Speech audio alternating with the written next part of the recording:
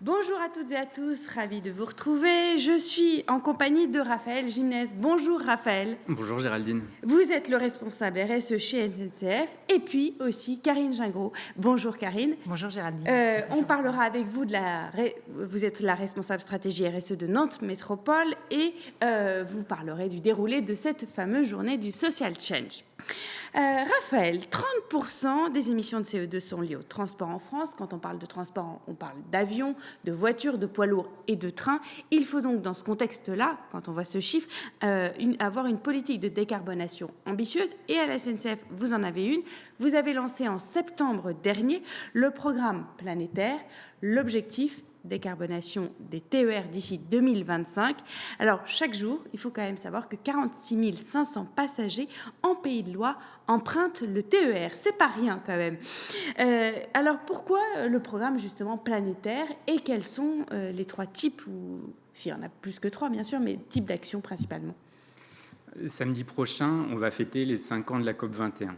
Et à cette occasion, le programme des Nations Unies pour l'environnement a dressé un bilan des actions entreprises pour limiter le réchauffement climatique. Et ce qu'on constate, c'est que le monde s'éloigne de beaucoup en fait, de la trajectoire qu'il faudrait pour limiter ce réchauffement.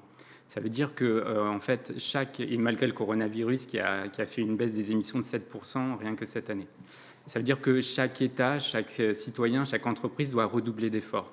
Et comme vous le soulignez, dans le secteur des transports, c'est 30% des émissions en France. Quand vous êtes une entreprise comme SNCF d'utilité publique, vous avez un rôle prépondérant, une responsabilité pour opérer une bascule vers une mobilité plus durable, écologique et solidaire. C'est dans ce cadre-là que s'inscrit le programme planétaire de décarbonation des TER. Et il va reposer en fait sur 3 types d'actions.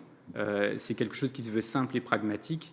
Premièrement, mesurer avec les bilans carbone.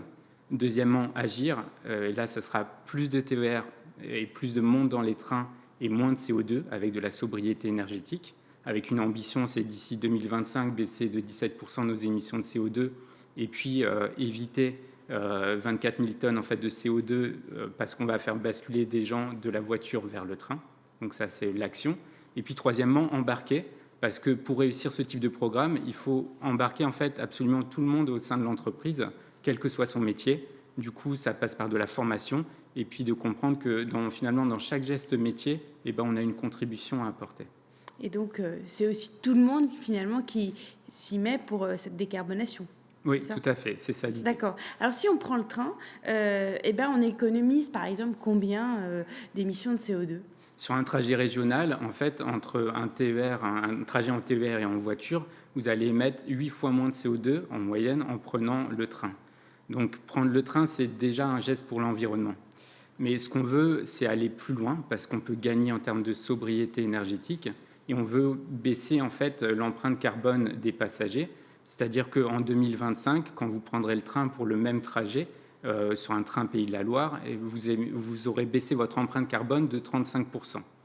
Voilà, ça c'est notre ambition. Rapidement, votre politique de décarbonation concerne donc les transports, mais pas que, c'est vraiment global à la SNCF. Ça concerne aussi les achats, le plan de mobilité, le parc immobilier. Pour y arriver, comment faites-vous? Parce que vous avez quand même un objectif précis qui est de réduire de 17% de vos émissions de CO2 d'ici 2025. Alors, ce qui compte effectivement, c'est quand vous établissez un plan de décarbonation, c'est d'identifier tous les postes, d'agir sur les émissions directes, indirectes. Donc, ça va passer par les bâtiments, les achats, la circulation, des tas de postes différents. Donc, bien cartographier, étudier les process. Par exemple, pour cette année, on va beaucoup agir sur l'éco-stationnement et l'éco-conduite. Mais c'est vrai que chaque métier a sa forme de contribution. Et quelque part, chaque geste compte parce que chaque dixième de degré compte. Donc, si vous êtes dans une fonction support, vous êtes RH, déjà, en fait, sur vos pratiques bureautiques, par exemple, en évitant d'envoyer des pièces jointes à 50 personnes avec une pièce jointe lourde. Par exemple, aussi, quand vous venez au travail, comment est-ce que vous le faites? Est-ce que c'est à vélo? Est-ce que c'est en voiture seule? En fait, à travers toutes ces pratiques, vous agissez déjà pour ce programme. Et dans chaque métier, au fond, vous avez un rôle à jouer. Et à quoi, dernière question, ressemblera le train de demain? Alors, le train de demain, déjà, il doit s'inscrire, il s'inscrira dans un parcours de bout en bout de mobilité durable. dont le train sera une colonne vertébrale, mais vraiment, il faudra que ce soit de bout en bout avec les autres mobilités décarbonées. Et puis, une chose est sûre, c'est qu'il devra se passer du diesel. D'ici moins de 20 ans, on ne veut plus de train diesel, et ça passera par un ensemble de solutions technologiques, avec, par exemple, des trains à hydrogène, des trains à batterie hybride ou au bio-GNV. Et en fait, à chaque territoire, chaque type d'usage, on aura une solution qui permettra justement de décarboner les trains. Bon, parfait.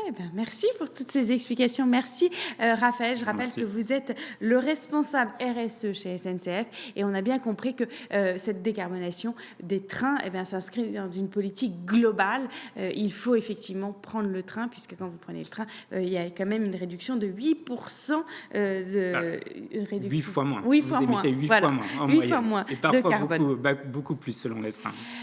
On va retrouver tout de suite Karine qui va nous parler du programme de la journée.